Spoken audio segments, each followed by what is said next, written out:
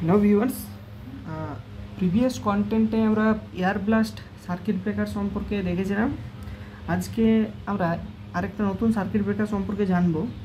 এই সার্কিট ব্রেকারটার কিন্তু অ্যাপ্লিকেশান যদি আমরা দেখি, এর হিউজ অ্যাপ্লিকেশান রয়েছে এবং বর্তমান দিনে কিন্তু এই SF6 সার্কিট ব্রেকার বা সালফার হেক্সাফ্লুরাইড সার্কিট ব্রেকারের ইউজেই কিন্তু করা হয়ে থাকে সাবস্টেশন বা জেনারেলি পাওয়ার স্টেশনের ক্ষেত্রে।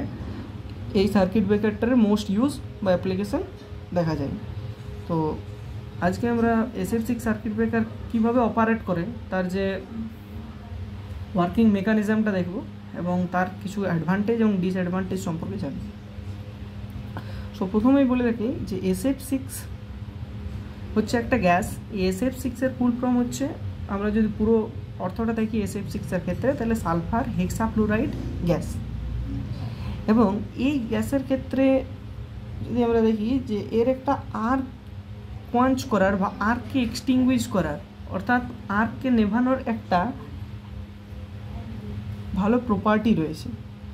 In SF6 circuit breaker sulphur hexafluoride gas is used as an arc quenching medium. এখানে আর্ক কোয়াঞ্চিং মিডিয়াম হিসেবে সালফার হেক্সাফ্লুরাইড গ্যাস ইউজ করা হয় নর্মালি। যেমন ওয়েল সার্কিট ব্রেকারের ক্ষেত্রে নর্মাল ওয়েল ইউজ করা হচ্ছিল আর্ক কোয়াঞ্চিংয়ের ক্ষেত্রে বা আর্ক কোয়াঞ্চের ক্ষেত্রে, ট্রান্সফরমার ওয়েল ইউজ করা হয়েছিল। এবং এয়ার প্লাস সার্কিট ব্রেকারের ক্ষেত্রে হাই প্রেসারের এয়ারটা ইউজ করা হয়। ঠিক সেরকমই SF6 সার্কিট ব্রেকারের ক্ষেত্রে কি ইউজ করা হয়ে থাকে, normal sulphur hexafluoride gas use করা হয়ে থাকে।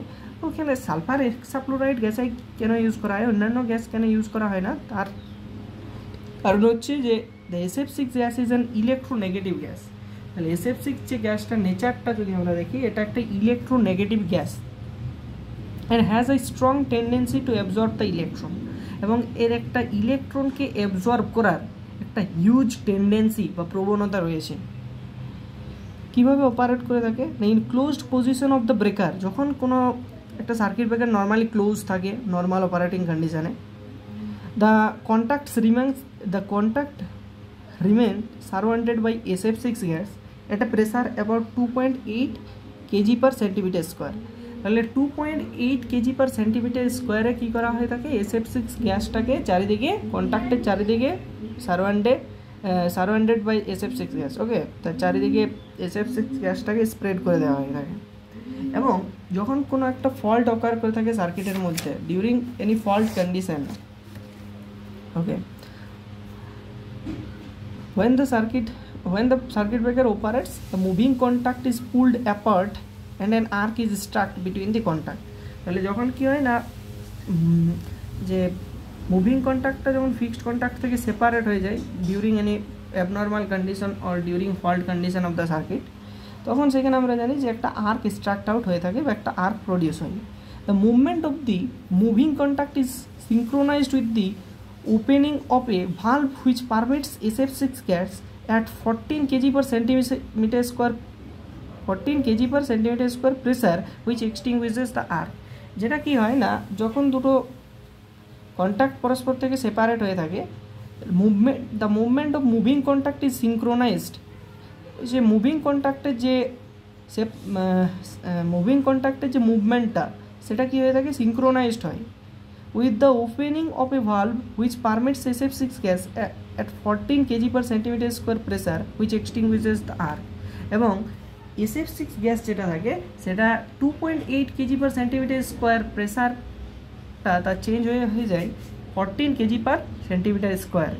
এই প্রেসারটা নিজের মধ্যে ক্রিয়েট করতে পারে এবং এইভাবে হিউজ অ্যামাউন্টের, এটা একটা হিউজ প্রেসার, এই প্রেসারটা যখন আর্কের মধ্যে প্রেসারটা দেওয়া হয়ে থাকে, সে আর্কটাকে এক্সটিংগুইশ করতে এটা সক্ষম হয়ে থাকে। তাহলে এই হিউজ অ্যামাউন্ট অফ প্রেসার যখন কোনো একটা আর্কের মধ্যে দেওয়া হয়, আর্কটা অটোমেটিক এক্সটিংগুইশ হয়ে যায়। তাহলে এর অ্যাডভান্টেজ যদি আমরা দেখি, প্রচুর অ্যাডভান্টেজ রয়েছে SF6 সার্কিট ব্রেকারের ক্ষেত্রে। Due to the superior arc quenching property of SF6 such circuit breaker has very short arcing time. তাহলে SF6 সার্কিট ব্রেকার ক্ষেত্রে আমরা দেখলাম যে SF6 যে গ্যাসটা আছে তার আর্ককে কোয়াঞ্চ করার যে একটা প্রপার্টি রয়েছে, সেটা হচ্ছে খুবই সুপিরিয়র একটা প্রপার্টি। তাই এই ধরনের যে সার্কিট ব্রেকারগুলো রয়েছে সেই সার্কিট ব্রেকারের যে আর্কিং টাইমটা, সেই আর্কিং টাইমটা কিন্তু খুবই শর্ট ডিউরেশনের আর্কিং টাইম। ওকে, নেক্সট যদি আমরা দেখি যখন SF6 সার্কিট ব্রেকার অপারেট করে থাকে সেক্ষেত্রে কোনো ধরনের নয়েজ ক্রিয়েট করে না, তাই এটা আবার হচ্ছে নয়েজ লেস অপারেশন হয়ে থাকে। নো স্মোক ইজ প্রডিউস, কোনো ধরনের স্মোক প্রডিউস করে না, ঠিক আছে, কোনো ধরনের ময়েশ্চারও প্রডিউস করে থাকে না, no moisture problem, no smoke is produced. আর as SF6 gas is inflammable there is no risk of fire, তাহলে যেহেতু SF6 গ্যাসটা একটা দাহ্য গ্যাস নয়, তাই এখানে কোনো ধরনের এখানে আমার রিস্ক থাকে না ফায়ারের, ঠিক আছে, কোনো ধরনের ফায়ার হ্যাজার্ডের কিছু রিস্ক থাকে না। তাহলে এই ছিল SF6 সার্কিট ব্রেকারের ক্ষেত্রে তার অ্যাডভান্টেজ। এখন যদি আমরা ডিসঅ্যাডভান্টেজ দেখে নিই SF6 সার্কিট ব্রেকারের, তাহলে SF6 circuit breaker are very costly. এখানে রয়েছে তার যে মেন ডিসঅ্যাডভান্টেজ, SF6 গ্যাস যদি আমরা মার্কেটে অ্যাভেলেবেল রয়েছে কিন্তু তার এতটাই এক্সপেন্সিভ যে সমস্ত সার্কিট ব্রেকারগুলো যদি SF6 সার্কিট ব্রেকারের থ্রু বা SF6 সার্কিট ব্রেকার ইউজ করা হয়ে থাকে তাহলে কিন্তু খরচটা অনেক পড়ে যাবে, সেক্ষেত্রে অনেক এক্সপেন্সিভ হবে ব্যাপারটা। SF6 সার্কিট ব্রেকার আর costly due to high cost of SF6, যেহেতু SF6 গ্যাসটা অ্যাটমসফিয়ারের সালফার হেক্সাফ্লুরাইড গ্যাস যেটা রয়েছে সেটা